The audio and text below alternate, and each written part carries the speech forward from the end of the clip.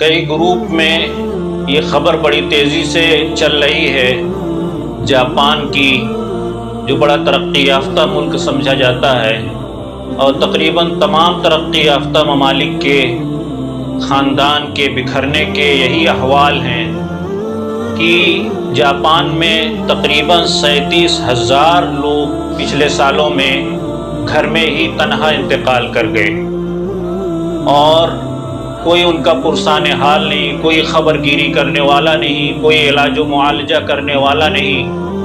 اور ان میں سے 4,000 کی تقریباً لاش ایسی تھی جو 1 مہینے کے بعد دریافت ہوئی،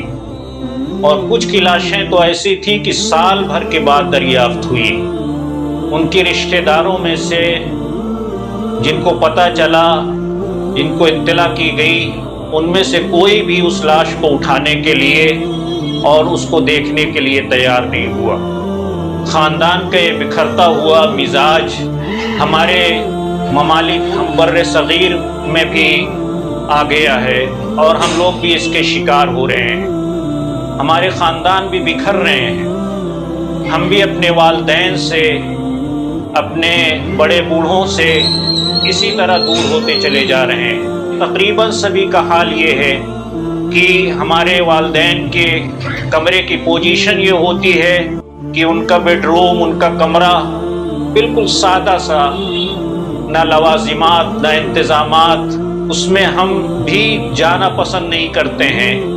اور خود اپنے بیڈ روم کا حال یہ ہوتا ہے کہ ایسی تمام لوازمات اور بڑا بارونق سجا ہوا،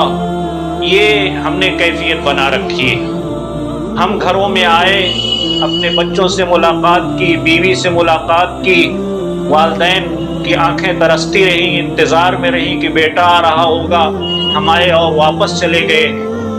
ہم نے کوئی خیریت والدین کی نہیں لی۔ اسی طریقے سے ہم فون کرتے ہیں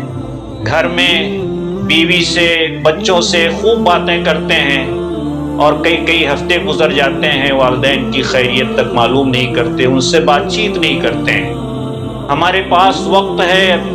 گھر میں بچوں کے ساتھ بیٹھنے کے لیے، لیکن 10 منٹ 5 منٹ والدین کے پاس ہم بیٹھ لیں، ان کے پاس بیٹھ کر کے باتیں کر لیں، یہ ہمارے پاس وقت نہیں ہے۔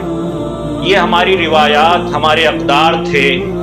جو اب مرتے جا رہے ہیں، یہ ہماری شریعت کا بنیادی حصہ بھی ہیں جو اب ختم ہوتی چلی جا رہی ہیں۔ اللہ رب العزت نے قرآن مجید میں ارشاد فرمایا وَوَصَّيْنَا الْإِنسَانَ بِوَالِدَيْهِ، کہ ہم نے انسان کو والدین کے ساتھ حسن سلوک کی اور بہترین برتاؤ کی تاکید فرمائی ہے۔ اور قرآن مجید میں اللہ رب العزت نے ارشاد فرمایا وَلَا تَقُلْ لَهُمَا أُفٍّ وَلَا تَنْهَرْهُمَا، والدین کو اف تک نہ کہو، جھڑکو مت، یعنی کوئی اذیت والی بات ان سے مت کرو، ان کو تکلیف پہنچانے والی کوئی بات نہ ان سے کہو۔ اور صحابہ اکرام نے اللہ کے رسول سے پوچھا یسألونک ماذا ينفقون، کہ یا رسول اللہ ہم کہاں خرچ کریں اپنے مالوں کو؟ قرآن مجید میں اللہ رب العزت نے آیت نازل فرمائی قل ما انفقتم من خیر فللوالدین والاقربین والیتامی والمساکین وابن السبیل، کہ بہترین خرچ کرنے کی جگہ سب سے پہلے تمہارے والدین ہیں۔ ہمارے کمائی کے حصوں میں سب کا حصہ ہوتا ہے، بچوں کا حصہ، ان کی فیس کا حصہ، بیوی کا حصہ، دوست اور احباب کے دعوتوں کا حصہ، لیکن والدین زندہ ہیں، ان کا حصہ لگائیں، ان کے خرچ کے ہم کو دیں، یہ حصہ ہم نہیں لگا پاتے ہیں۔ دنیا سے گزر گئے ہیں تو ان کے لیے صدقہ و خیرات میں حصہ لگائیں، ان کے لیے کچھ دیں، یہ ہم نہیں کر پاتے ہیں۔ جبکہ ہمارے آقا جناب محمد رسول اللہ صلی اللہ علیہ وسلم کا حال یہ تھا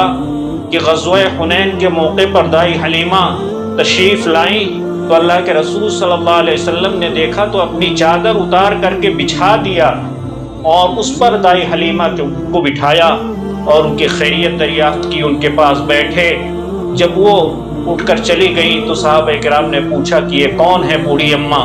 جن کے لیے آپ نے اتنا اعزاز و اکرام کیا؟ اللہ کے رسول نے فرمایا کہ یہ میری رضائی ماں دائی حلیمہ ہے۔ ایک دوسری روایت کہ اللہ کے رسول صلی اللہ علیہ وسلم ایک مرتبہ ممبر پر آپ نے پیر رکھا، آمین کہا، دوسرے پر پھر آمین، تیسرے پر پھر آمین۔ صحابہ کرام نے پوچھا خلاف معمول یا رسول اللہ یہ آمین آپ کیسے کہہ رہے ہیں؟ اللہ کے رسول صلی اللہ علیہ وسلم نے 3 باتیں ارشاد فرمائیں۔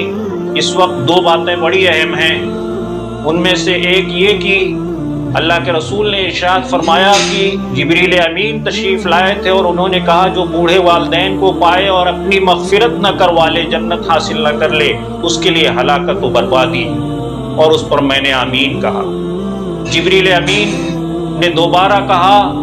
کہ جس شخص کے سامنے اللہ کے رسول صلی اللہ علیہ وسلم کا تذکرہ آئے، آپ کا نام گرامی اس کے سامنے لیا جائے اور وہ درود نہ بھیجے تو اس کے لیے ہلاکت و بربادی۔ بات چل رہی تھی والدین کے سلسلے میں کہ اللہ رب العزت نے ہمیں تاکید فرمائی ہے، قرآن مجید میں جا بجا والدین کے ساتھ حسن سلوک کی۔ حضرت اویس قرنی کا واقعہ ہے کہ حضرت اویس قرنی رحمۃ اللہ علیہ بالکل مدینہ منورہ کے قریبی علاقے یمن میں تھے، لیکن والدین ان کے حیات تھے، بوڑھے تھے اور معذور تھے۔ شرف صحابیت وہ حاصل کر سکتے تھے ان کو چھوڑ کر جا کر، لیکن وہ اپنے والدین کی خدمت کی وجہ سے مدینہ منورہ نہیں گئے اور اپنے والدین کو تنہا نہیں چھوڑا۔ اللہ کے رسول صلی اللہ علیہ وسلم کو ان کی عیادہ اتنی پسند آئی کہ حضرت ابوبکر حضرت عمر کو تاکید فرمائی کہ میرے بعد تم ان کو میری جانب سے سلام کہنا اور ان سے تم دعائیں کرانا۔ ایک صاحب نے حضرت عبداللہ ابن عمر سے کہا کہ ہم نے اپنے والدہ کو حج کرایا، کندھے پر بٹھا کر کے طواف کرایا ہے، کیا میں نے ان کا حق ادا کر دیا؟ حضرت عبداللہ ابن عمر رضی اللہ تعالیٰ عنہما نے ارشاد فرمایا کہ درد ذہ کی تکلیف کا جو ادنا ترین حصہ ہوتا ہے تم نے اس کا وہ حصہ بھی نہیں ادا کیا ہے۔ تو میرے دوستو، ہمارا جو بکھرتا ہوا سماج اور جو ہمارا مزاج چل رہا ہے والدین سے دوری کا، کہ ہم پردیس میں ہیں، ہم چند ٹکوں کے لیے، چند سکوں کے لیے والدین کو بے یار و مددگار چھوڑ کر، بے سہارا چھوڑ کر چلے جاتے ہیں۔ ہمیں سوچنا چاہیے کہ یہ ہمارے لیے جنت بھی ہیں، ہمارے لیے دنیا بھی ہیں۔ دنیا میں بھی ہمارے لیے انہی کی دعاؤں سے کامیابی ہے، انہی کی خدمت میں کامیابی ہے، اور آخرت میں بھی انہی کی دعاؤں اور انہی کی خدمت سے کامیابی ہے۔ اللہ کے رسول نے ارشاد فرمایا کہ والدین کی رضا اللہ کی رضا، والدین کی ناراضگی اللہ کی ناراضگی۔